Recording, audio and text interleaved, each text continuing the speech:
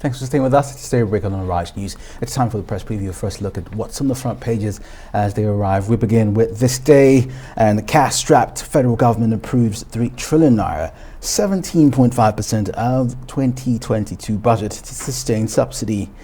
Someone who flags off Ojota Okpebi Link Bridge project 20 years after conception. That's on page 6. And again, Rivers floors the federal government as court declares deductions from the Federation account to fund its agencies unconstitutional. Well, here's the front page of The Nation, leading with the government to fund petrol subsidy with 3 trillion naira in 1 year. And The Nation has a number of questions regarding petrol subsidy. And it says, who are the beneficiaries? Will the appropriation of 3 trillion naira free the NPC Limited from paying? Why a refinery is not functioning? How much quantity of petrol do we consume daily? And so on and so on. Above the nameplate, Sanwo-Olu will deliver Okpebi Ojota Bridge next year, 2023. Saraki Okorocha to seek presidential ticket. Fire Shay's man, Kolawole, is a Ekiti PDP candidate. This and more, a copy of The Nation. A quick look at the Punch newspaper. Governors NLC doubt fuel consumption. The NPC demands 3 trillion naira for subsidy. Power tariff shortfall hits 2.4 trillion naira in 6 years. That's according to a report from the federal government. And petrol landing cost rises to 282 naira per litre. Oil hits $90 a barrel. And deductions from the federal accounts to police fund illegal. That's according to a court and telling the federal government to stop. Tinubu graduated from our school. That's according to the Chicago University. Find that report on page 9. In PDP primaries, 150 political thugs arrest raises tension. Fireshares candidates in Ekiti State clinches governorship ticket.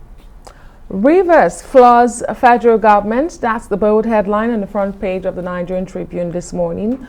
Court bars direct funding of police from Federation account, orders refund to Rivers. At the Daily Sun, 2023 presidency, APC rules out zoning. Igbo set to fight for 2023 presidency. That's according to the group Ohaneze. And Rivers State floors the government over the federal government over police trust fund deduction. A look at the international papers now. The Guardian has the headline, Prime Minister accused of lying over rescue of animals during fall of Kabul. The Independent paper, Johnson accused of lying over Afghan pet airlift, and Gray's report scrubbed by lawyers. Publish and be damned. That's the headline on the front of the I newspaper, referring to the Prime Minister still waiting on the report into Downing Street parties by Sue Gray.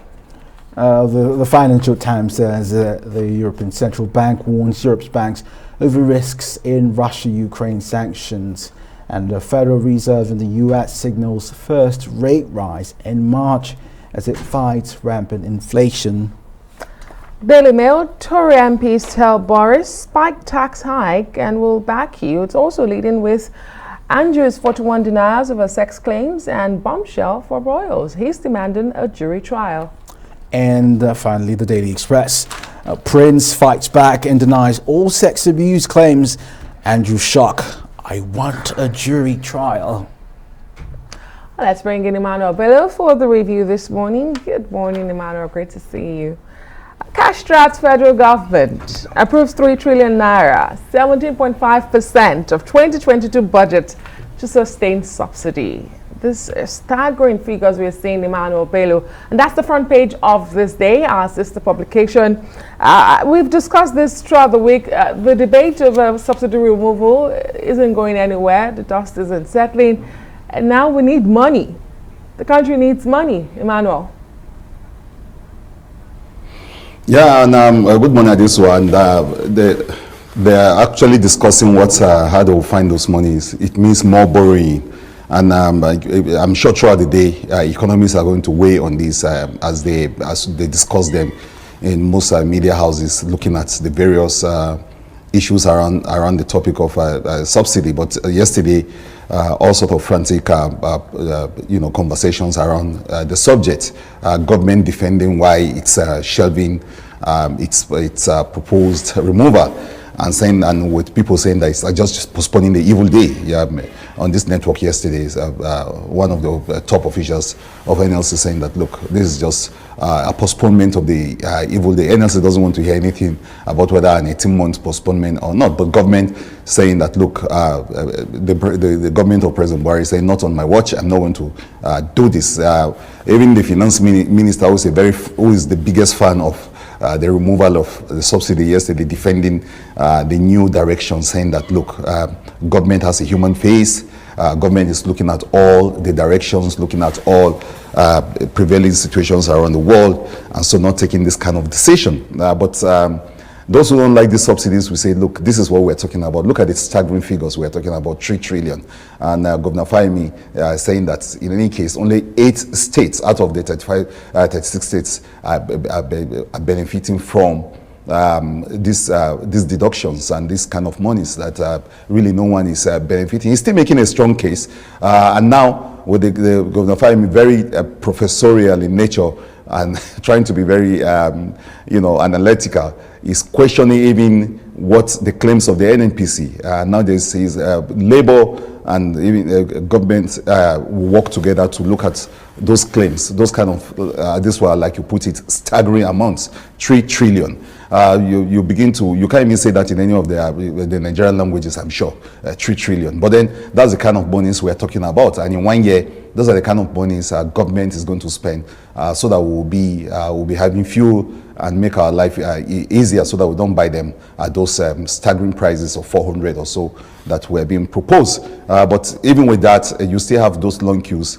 Today, Stark Realities yesterday showing that there are queues again, panic buying is going on, and people are still worried that this will happen. So, all sides to it, and you're right, this is going to be the conversation this week, and with many people still talking about it. Someday, probably, we're going to have to live with the stark reality that we cannot continue to deduct this kind of amounts, 3 trillion just for this year. Some people will say that this is really, really staggering, and that nobody is benefiting no one. But this government saying that, look, we have a human face, we don't just do things. We have to consider the thoughts and the crisis of increase in fuel prices, so we can't do anything about it. Some people see that as a lame duck excuse, that this president should have had the political will to do away with the subsidy altogether, and let's bite the bullet and face the consequences. Government saying no. Not now, in another 18 months maybe, when everything's in place, when the refineries are working, when there are better conditions, maybe we can really reintroduce this all over. Speaking of political will and a human face, Emmanuel, there's a new dispensation coming in the southeastern Anambra state. We all know about the latest election where the former governor of the central bank, Professor Chukwuma Soludo, was elected. And in this day, he's saying, I'll drive innocent vehicles as an official car. But most importantly, there's supposed to be an inauguration for the governor. And the governor-elect, rather, is saying that not one dime, not one kobo will be spent on that ceremony. Interesting times about to open up in Anambra State, isn't it? Yes, and we discussed this last year when Soludo came in. We say, well, this is an opportunity for him to turn Anambra State practically into his lab, to test most of those beautiful theories, some of the things he has said. Even in his debates, he was wearing, local fabric and talking about promoting local industry and what he can do to promote Anambra State. As the sort of examples we look at, it's popular, it has drama to it, it has very interesting sides to it, and now he says he's going to drive innocence only. That's heartwarming. There are people that will cheer to that and clap to that, And of course, the financial frugality or prudence is trying to bring into the whole thing, because in the past it used to be funfair, it used to be huge budgets for those inaugurations, and a lot of people say it's part of the problem as well, you know. But now this governor, who of course is coming with all sorts of tremendous, amazing wealth of experience from his from all the other things he's done around the world in the area of finance and economy. He's bringing that to bear in a state like Anambra State. All eyes will be on him to see how he converts most of this beyond the dramas and what looks like the razzmatazz of it all.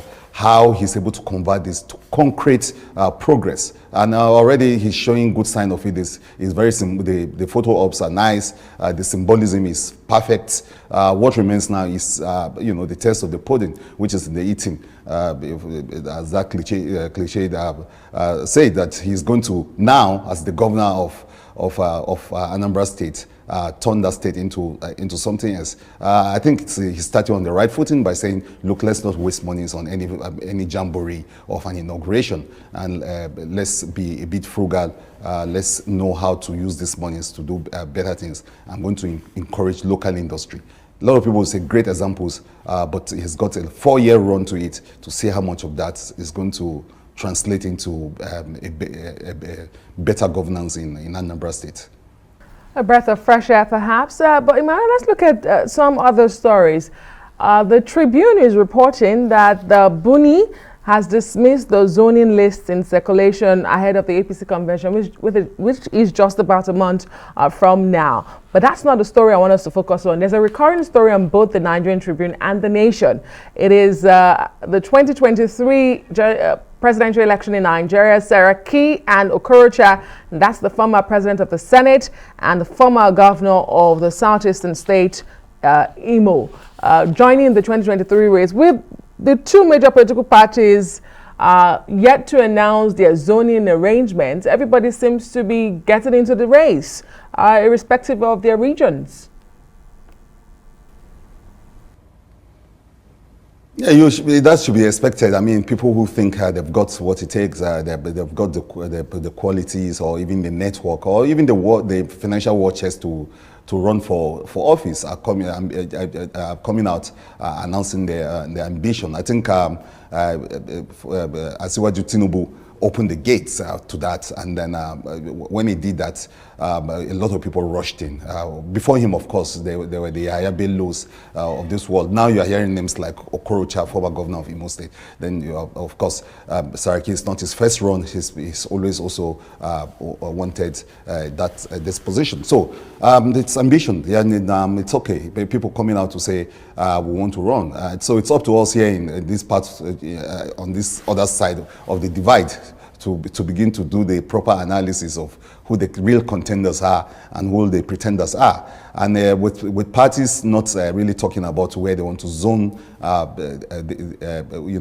these offices to, especially the presidency. Yes, you're right. This one, that opens the door for all sorts of people to want to try their luck. Some people say that it's best not to even zone these matters, that let's just go for people that can solve problems irrespective of where they're from. Others will say no, for equity. There are already cultural organizations saying that it's wrong to not to zone this, but to actually support other parts of the country to produce. People are saying that we're gradually getting away from the issue of zoning. Even in some states, this is huge arguments. People saying, look, let's not just limit this thing to the I do, you do, it's my turn, it's not our turn situation. Why not we should go for the best? Let us shop for the right set of people where we have real serious problems. We need serious people to deal with them. And sometimes beyond the issue of zoning, APC is APC planning to play around that one?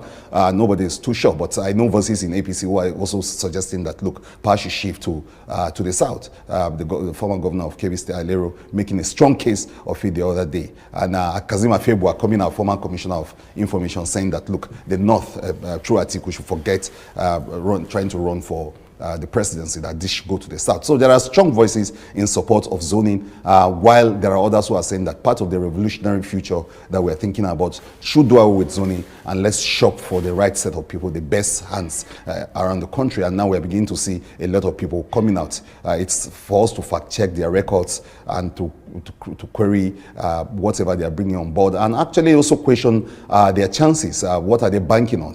It's not just enough to be a former governor. What what kind of association have you, relationship have you formed across the divide? It takes a lot of networking to run for presidency in a country like this. So, well, we're going to be fact-checking on their claims and their chances, and informing the world about who they are, what they've done, and how they intend to achieve their ambition.